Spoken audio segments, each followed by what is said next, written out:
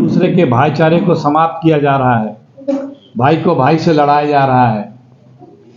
जो सामाजिक समरसता का ताना बाना होता है हिंदुस्तान में हमेशा से रहा है, जो हमारी ताकत रही है, उसे छिन्न भिन्न किया जा रहा है, तोड़ा जा रहा है। वहाँ न्याय की बात करो, जरा से भी आवाज़ उठाओ तो उधर से या तो प्रताड़ना होगी और उनके पॉलिटिकल पार्टीज के लोग कहेंगे तो आप राष्ट्र विरोधी हैं, आप देश विरोधी हैं, आप फला राष्ट्र के समर्थक हैं। किसान धरने पे बैठे तो भी उनको कह देंगे कि खालिस्तानी है, पाकिस्तानी है, चीनी है, फला है। छात्र बैठे तो भी उनको इसी तरह से। तो ये जो अधिकार जो संवैधानिक प्रदत्त है भारत के नागरिकों का, हर व्यक्ति का, वो नहीं मिल रहा है।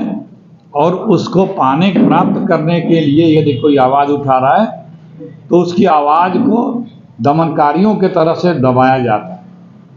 इसकी न्याय के लिए न्याय यात्रा है, राजनीतिक न्याय यात्रा है, राजनीतिक बराबर ही नहीं है।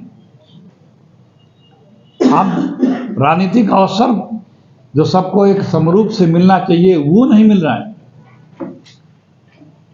यहीं जम्मू एंड कश्मीर में विधानसभा के चुनाव को सुप्रीम कोर्ट हस्तक्षेप करना पड़ रहा है।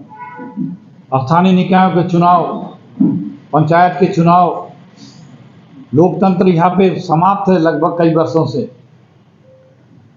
राजनीतिक व्यक्ति यदि कोई धरना प्रदर्शन करता है, कोई बात करता है, तो वहाँ पे उन्हें उस कार्यक्रम को करने से रोका जाता है, उनकी आवाज़ को दबाने का प्रयास किया जाता है, तरह तरह की उसमें अड़चनें प्रदान करती है सरकार। तो राजनीतिक व्यक्ति यदि सदन में कोई बात करता है तो देखिए कितनी बड़ी तादाद में, हिंदुस्तान के इतिहास में नहीं हुआ हो कि 146 सांसदों को सदन से बर्खास्त कर दिया गया। संसद नहीं सुरक्षित है, सरहद नहीं सुरक्षित है, देश में महिलाएं बहन बेटियां नहीं सुरक्षित हैं, न नौकरी सुरक्षित है, न रोजगार सुरक्षित है, न कारोबार सुरक्षित है, न किसान सुरक्षित है। रोजाना प्रति घंटे, हर घंटे एक किसान आत्मदाह कर रहा है। संसद की सुरक्षा के लिए संसद में लोग प्रवेश कर जाते हैं, कूद जाते हैं संसद के अंदर, और उसकी बात कही जाए कि आप इस पे सरकार बयान दें। इससे बड़ा गंभीर विषय सुरक्षा का और क्या हो सकता है। सिर्फ ये मांग करने के लिए ही लोगों को सस्पेंड कर दिया जाता है, और जो व्यक्ति जिसके पास से वो लोग आते हैं उसको सम्मानित किया जाता है। यह है कि हमें इस देश को न्याय चाहिए, न्याय दिला के रहेंगे जैसा राहुल जी का स्वभाव है। और उन्होंने जो बात कही है, न्याय का हक मिलने तक ये यात्रा जारी रहेगी। आप सब लोग बखूबी जानते हैं, देखते भी हैं कि बेरोजगारी कितनी चरम पे है। कल ही जो रिपोर्ट आई है उसमें बेरोजगारी और भयावह रूप ले चुकी है, महंगाई बढ़ती जा रही है। कहाँ क्या क्या वादे थे कि हम महंगाई को कितना कम करेंगे, बेरोजगारी समाप्त करेंगे, 2 करोड़ नौकरियां देंगे, गंगा मैया को साफ करेंगे, 15 लाख ले आएंगे, काला धन 80 लाख करोड़ रुपए लाएंगे, 100 स्मार्ट सिटी बनाएंगे, पेट्रोल डीजल दाम कम करेंगे, दाऊद को लाएंगे, काशी को क्योटो बनाएंगे, पता नहीं क्या क्या बातें कर डाली थी। 2000 फिर एक अमृत काल आया, उस पर बताया गया कि 2022 तक सबकी आय दोगुनी होगी, किसानों को आय दोगुनी होगी, हर किसी को पक्का घर होगा।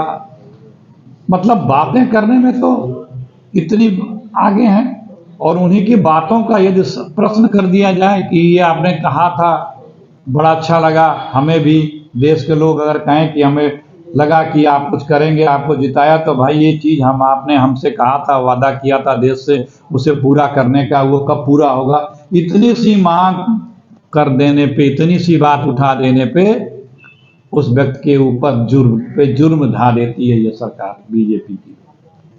यही न्याय चाहिए कि जो आप कहते हैं, जो कह के गए हैं, और जो हमारा संविधान है उसे बचाने का, जो हमारा लोकतंत्र है उसे बचाने का, और जो हमारा देश है उसे बचाने का। और हमारे संविधान को भी आज न्याय की ज़रूरत है, उसे भी तोड़ा मरोड़ा जा रहा है। हमारे लोकतंत्र को भी न्याय की ज़रूरत है। लोकतांत्रिक संस्थाओं को अपने गिरफ्त में लेकर के उसके अपने हिसाब से प्रयोग किया जा रहा है, उनकी मर्यादा को समाप्त किया जा रहा है। हमारे देश को भी न्याय की ज़रूरत है, क्योंकि यहाँ देशवासियों से ही देश है। सारे देशवासियों पे एक रूपता से ये सरकार नहीं देखती। तो ये न्याय यात्रा इसीलिए निकालनी पड़ी, भारत जोड़ो न्याय यात्रा।